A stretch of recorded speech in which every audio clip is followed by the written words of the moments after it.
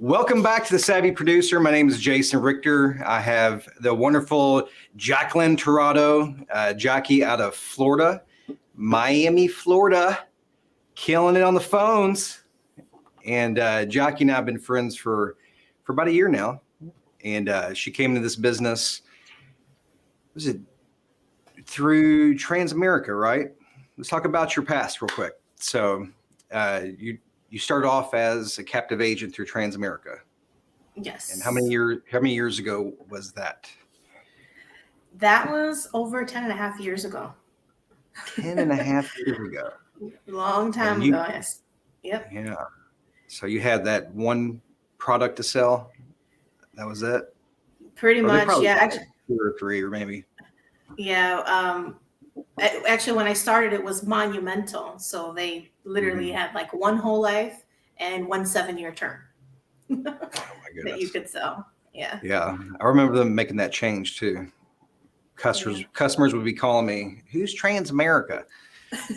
Where's my monumental policy at?" Yeah.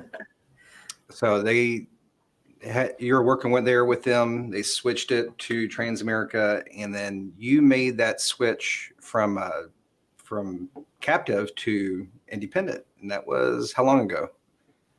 About a year, maybe a year and a half, roughly. Okay. Yeah, because I think it was right before we met. Yes. And you came in through at that time Advanced Team Partners, but I guess found Advanced Team, Chris, Zach, Roger over there through Life Insurance Academy, correct? Yes, that's correct. Okay. Yeah. Their podcast. I listened to a podcast. That's how I found you guys. Yeah. Yeah. And then Chris called me up and said, "Hey, Jason, I got somebody who needs to do telesales." And then that's when we got introduced. And you've been with me for right around a year now. Yeah, January 2022. So yeah, over a year. Yeah. What did you do before then? So before then, I was a captive agent with Transamerica. Originally, it was Monumental, then they transitioned. So I was in that captive role for over 10 years before the light bulb finally went on, and I decided that I should go independent. I thought about it beforehand, but they made it seem so scary and talked down about it, so they kind of dissuade you from going that route. But yeah, fine. Yeah, you were doing 1 or 2 products there. I think it was Monumental before Transamerica. And yes. Yeah, they made that switch while you're there. So you went from here's the 2 options to still here's the 2 options. You want to frame the options for them, but having more carriers and being an independent life insurance producer.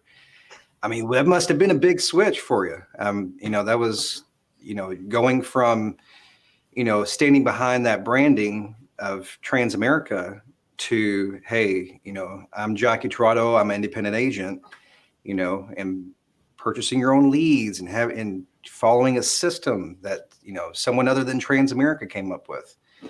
So you've done really well. I mean, it sounds like you feel like you made the right switch going from captive to independent, correct? Yes, absolutely. And I made a pit stop right before you guys at one other IMO, and there wasn't any training, so it didn't work out. I didn't think I needed that training because I was captive for so long, and I was thinking, well, at the end of the day, it's just insurance. But I was starting to regret making the decision before coming across the Life Insurance Academy podcast and meeting with you guys and seeing all the training and coaching that you all had in place really helped me out. Yeah, because you came in through the Life Insurance Academy podcast. And then during that time, I actually did a podcast with them. I think that's how we connected. Yes. We're talking to Chris, Zach, and Roger over there, and they mentioned to give me a call to learn how to do it over the telephone. And you went straight into doing mortgage protection right over the phone, and you've done really well with it. I mean, you're working from home, right? And you're doing this full time, correct? Yes. Okay. And then you're doing direct mail mortgage protection, correct?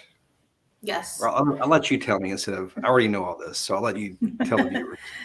Yeah, the direct mail, the simple leads, so call in Mhm. mortgage protection leads, a mixture of those and the aged second chance leads. Mhm. Yeah, you're the queen of age leads. Like you'll get you a block of them, turn it into $5,000 or $6,000 overnight. So yeah, your process, you're not scared to jump on the phone to call outbound to get a hold of these second chance leads. And that's kind of what we want to talk about here is what, the mindset of what it takes to be an independent producer to get yourself to here. There's so much that happens before you get to here that you feel like you've accomplished what you need to accomplish, which you have. You need to train and you need to get yourself to that point. You don't have to know everything, but you need to quickly get to the phone because that is where a lot of people get tripped up. I mean, they'll spend money, time, they'll buy leads and never even call them. So there's fear, in this, but there shouldn't be. You're checking interest. How do you overcome that, Jackie? When you went from a captive to an independent agent like that? Yeah. Well, one thing I learned, like you said, the fear of getting on the phones, or you spend so much time on learning and training and learning all the product and reviewing the script, and you're comfortable there because you feel like you're doing something with your day when essentially you're not, because you haven't been on the phone, and that's how we get paid, is by being on the phone. So I found that for me, the difficult part wasn't learning the script or going on the Savvy Producer and following all the training videos that you have on there. The difficult part was my mindset and getting myself prepared to be able to get on the phone. So a couple of things that I do, really just trying to think positive, speak positivity before my dial sessions. I know it kind of sounds weird, but if I go into the mindset with everyone's going to say no, or no one's going to answer, or I'm going to get a bunch of no-shows, it kind of sets the tone for that session. And that's another thing I do. I break down my calls or my day into dial sessions. So that helps me with like the discipline of showing up and being consistent and not procrastinating. So I use like the Pomodoro technique. I've got it on my app, on my phone and my computer. So I'll set that. And let's say I want to do 3-hour or 2-hour dial session. I'll set the timer. It'll prompt me when I can take a couple breaks, a couple 5-10 minute breaks to kind of reset. And everything else is off. Slack notifications are off, phones off, family members stay away. I'm on the phone for these 3 hours. And it makes such a big difference as far as numbers. Yeah. I mean, I think there's like upwards of a couple hundred advertisements in our face every day. Distractions, distractions, distractions. And if you don't actively put in barriers, it's going to pull you away from that income producing activity. And the hardest part, making that transition from what you're doing in that day to hopping on the phone. But if you can overcome that, that's what makes it hard for people is to get on the phone, which that's what makes the money. And I think that's a great technique you just gave everybody. It's closing the door, locking the door, focusing on when that block of time is. So you would set your blocks of times between the call times when you would make phone calls is around 2 or 3 hours. Is that what you said? Yes. Yeah. I mean, obviously, as I got busier and my calendar is more full, those call blocks are shorter.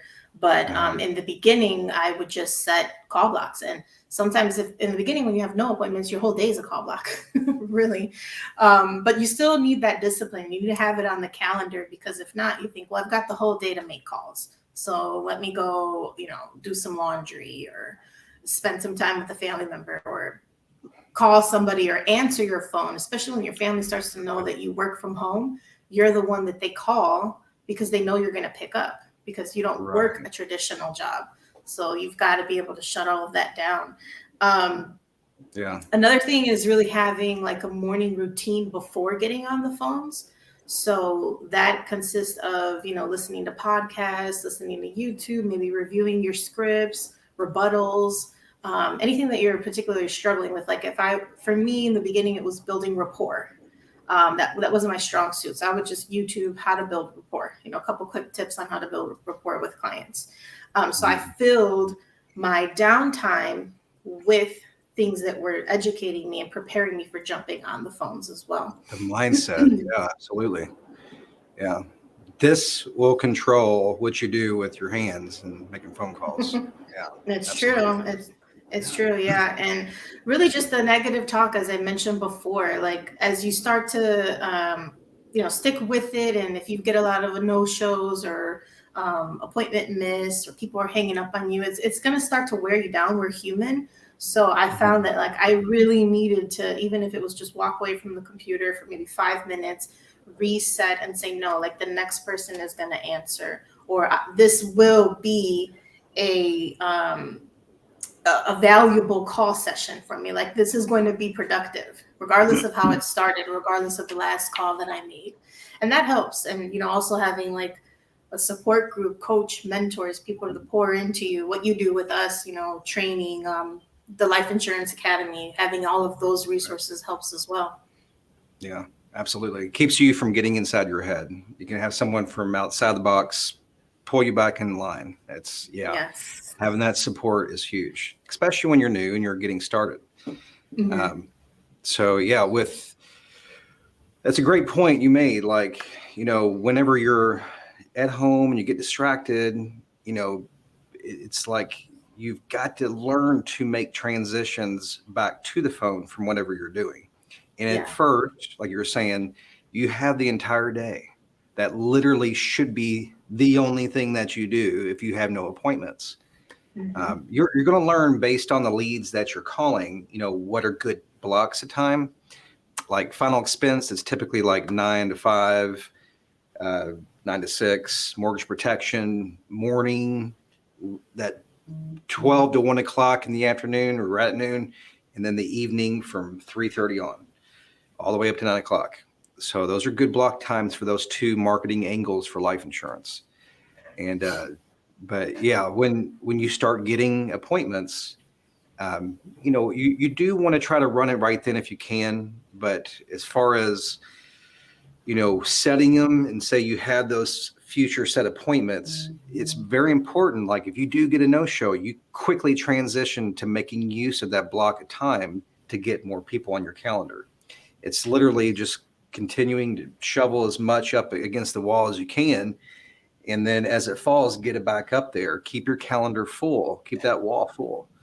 But yeah, just that's actually a technique that is critical to doing it over the telephone. Wouldn't you agree? Making that transition back and forth, because it's a muscle you got to exercise in that discipline. Yeah, and that's a good point that you brought up. If you get a no-show, because it's sometimes you think, well, I got a no-show, but let's say it's 4 to 6. That's like what we call like primetime hours. And let's say you're 4 o'clock no-shows. Well, don't get up and go do something until your next appointment in that hour. You've already sat down and committed to possibly being on the phone with that client for at least 30, 45 minutes. So make some dials. And that has also made a huge difference, so that I'm turning those no-shows still into opportunities, because I'm like, okay, they no-showed, so let me just call my follow-ups or call some more leads until my next appointment, instead of getting up and being like, oh, well, I'll try the 5 o'clock. Yeah, but we all have a life too. So do you keep track of your numbers to know like when to make that good decision to go back to the phone? Like, do you have goals for your day, for your week? Like how many appointments or people you want to get in front of?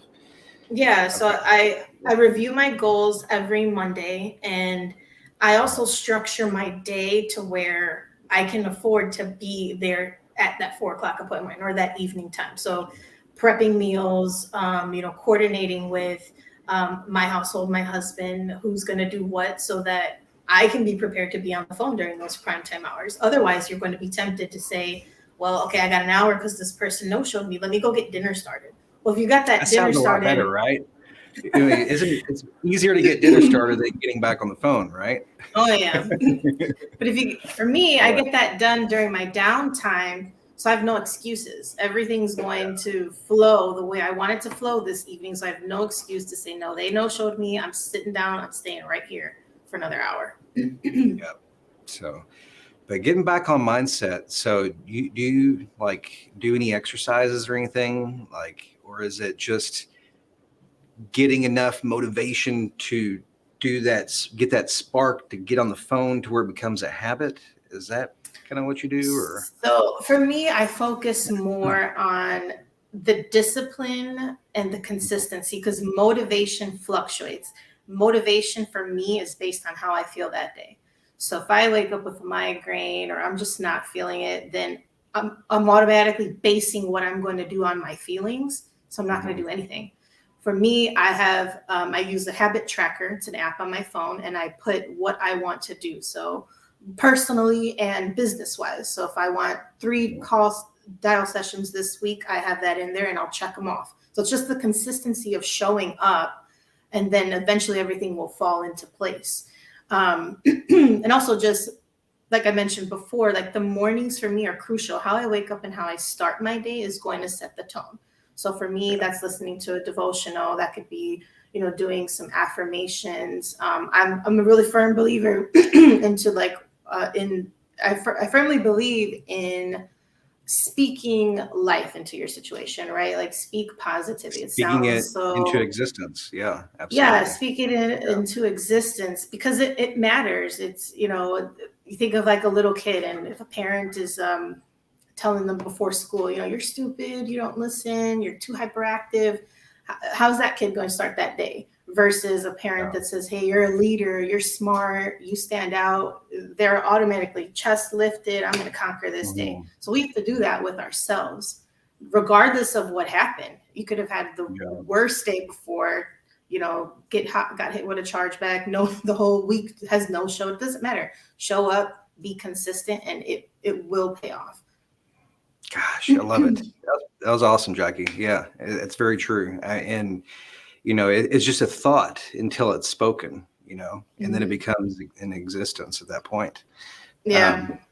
You start to identify with whatever you're struggling with. So it's like for people that say, for me, I would say, well, I'm anxious or I'm a shy person. Well, I'm already identifying with what I said, so I'm going to act that way instead of saying, even if it's not true yet, sort of a fake it till you make it kind of concept. No, I'm not shy. I'm an extrovert. I can do this. I'm confident. Say that to yourself under your breath. I've got sticky notes everywhere to remind me of, things to say. And I actually do this before my dial session. I see a couple of them that say, you rock, Jackie, you rock. Yeah, that stuff matters. I mean, it's playing tricks on your head and speaking the truth and like getting yourself to that position, that mindset of, being able to get on there and conquer that fear, of getting on the phone. And then again, you start doing that on a regular basis. It becomes a habit, and then you don't even think about it anymore. Then it's just part of your workday. Exactly. So yeah. So I've got stuff to remind me about that, like you said, the fear. But then I also have like things that remind me of my why. Because once I've been able to conquer like the confidence and I'm not scared to be on the phones anymore, there's still going to be those days where you just don't want to do it. You're not feeling it. So again, the discipline, forcing yourself not to procrastinate. But I also have like my vision board up here, and I have it on another spot on my desk as well. So maybe I'm not scared to get on the phones anymore, but I'm not feeling it that day. And I look at that and I'm like, oh, well, this is my why. This is what's going to push me to stay another hour, to stay till 7:00 tonight. Can you be my mentor, Jackie? I love it. So, yeah, I mean, just so many people get nervous at first. They get worried about,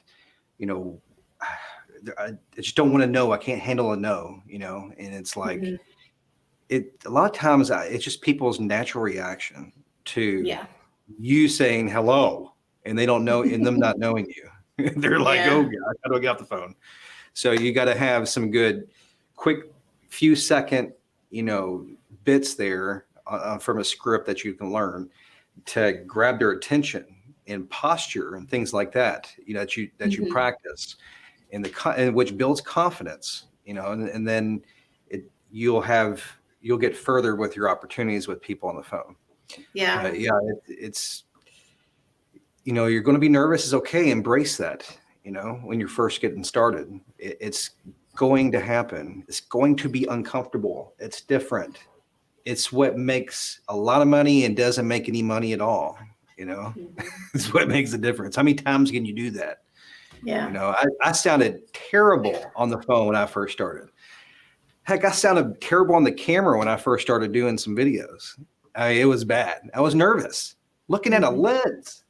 I was like, it's the weirdest stuff that we tell ourselves that make us nervous. But the more you do it, the more I do these videos, the more I made phone calls, and the more houses I went to when I first got started 12 years ago, the less it become an issue. And then just became, whatever, they're just human beings too, So. Yeah. I think for me, when you start to get those sales, you're more motivated to make the calls.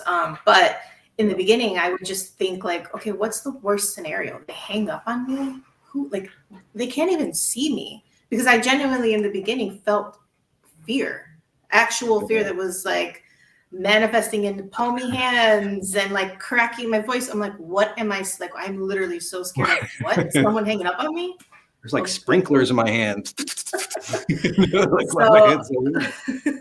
I kind of played out, okay, what's the worst case scenario in my head? Okay, now that we've established the worst case is that they're probably going to hang up on you. You may get someone who's having a bad day and they cuss you out.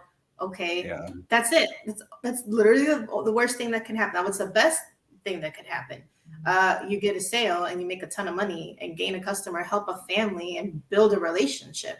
And that happened for me in the early beginning off of these old aged second chance leads, where I just hit it off really good with this client, and she ended up buying like 5 policies, over 10,000 in business, and that lead was $6, maybe $6.50.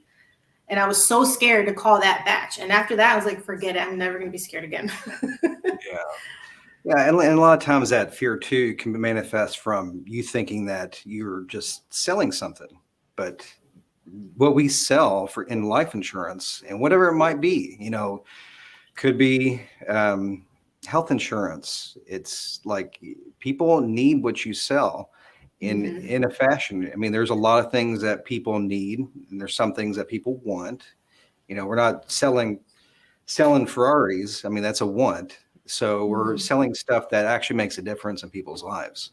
Right. And if done the right way, it can, so you got to make sure you believe in what you're presenting, because it will transfer through you, especially the nervousness. Like, people are reading what you're projecting over the phone through tonality, all of that. Like, and you're going to mess up. You're going to have the failures in the beginning because you're nervous, and it could have been someone who wanted it, but you're nervous and you kept it from happening.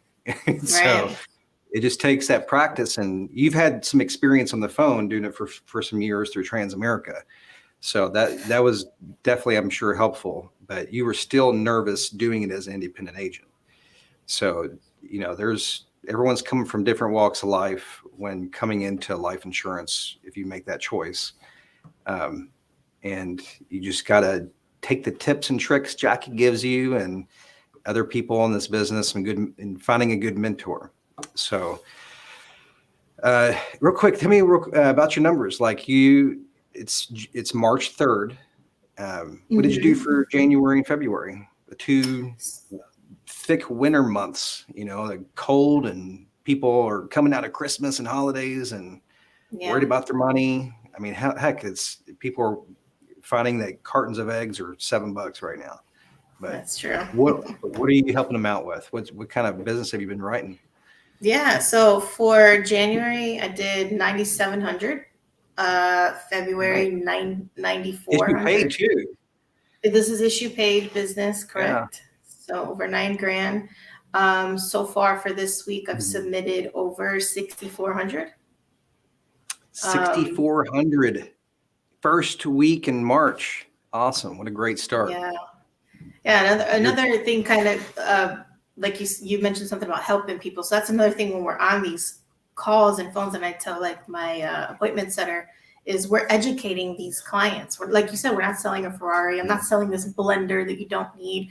I'm selling you or helping you purchase something that is going to affect your family tremendously. And I've seen that when in my previous job because we were in the field. So I'd seen the power of what life insurance does to a family who lives in an inner city of Chicago and how they're able to move their family to a better neighborhood, all because someone had life insurance. So if you also approach your call or your sales pitch and presentation from the aspect of I'm going to help and educate these people, naturally you're going to get the sales because your client is going to sense that as well, or that lead's going to sense was not just being a pushy salesman, actually educating me. I've had tons of people say, wow, I never knew, like you broke it down so simple. Thank you. I've learned a lot about insurance in this 5-minute call with you. Absolutely. So when you do so many presentations through the day, you got to reset yourself on, showing that you care and connecting with that person. And sometimes it's tough to reset that doing it so quick. You don't have that drive time to reset yourself. So you got to reset yourself really quick. So that way you can show that you care by thinking of a why, how does this care? What stories have I heard in the past to reflect on with this person and maybe share with this customer. And that way they can see that I care. And then, because they don't care what I know until I show it. How's it go? People don't care what you know unless they know that you care, kind of thing. So yeah, if you're just out there to sell something, some people will take the transaction. A lot of people will see it as I can get life insurance, health insurance. There's plenty elsewhere. There's plenty of agents out there. People are looking for a relationship and showing that you care. So, well, I'm excited, Jackie. You're going to have a good year. Already rolling into a good year. You get ramped up. You got some things going in place. You got someone helping you make phone calls and setting some appointments. You got George helping you out on the back end for support. You're spearheading the business and getting your branding out there. What in your company is Generational Wealth, right? Yes. Okay. Yeah. Generational wealth. Yes. And that comes from, like I said, for me, I found out about insurance through this job. It's not common in my culture for us to even learn about this and know about this. So when George and I kind of figured out, like, you can change the course of your family's life forever with life insurance, we were like, we need to tell people about this. So that's where the name came from. We want to help protect and create generational wealth for our clients, for our employees that work for us, for ourselves. Yeah, absolutely. It's sharing the information too with the younger generation as well. What life insurance is and amongst different cultures, because it seems very targeted for Americans and typically older ones that wish they would have got it and didn't. They're trying to get it now and they can't. So I love the name. And how do people get a hold of you? Like if someone wants to learn more about how to overcome their fears and get access to good, mentorship and resources. Yes. So we're on Instagram at generational wealth _pro, PRO. That's probably the best way to contact us. And follow, DM me. I don't mind answering any questions. What's your interest, Graham? I can't talk. What's your Instagram or TikTok? At generational wealth _pro. PRO, pro? PRO, yes. Not bro. Not Generational wealth, bro. Nope, we're pro. That's we're pro, professionals, not bros. We're professionals, not professionals. All right. Not professionals, but we're on Facebook too, Generational Wealth Pro. Cool. Professionals. Well, it was wonderful, Jackie, to have you. Great talk. That was awesome. I hope that helps a lot Thanks, of people out Jason. there. So we'll have you back on. Yeah, reach out to Jackie if you need somebody to lead you the way, show you the direction. You're going to have to do it, but she's going to show you how it's done. So we'll do some more videos in the future. Thanks for joining us. Jason Richter, Savvy Producer, Jackie Tirado, the tornado, tearing it up on telesales on Tuesday with tenacity and toughness. There we go. All right. Y'all take Thanks, care. Jason.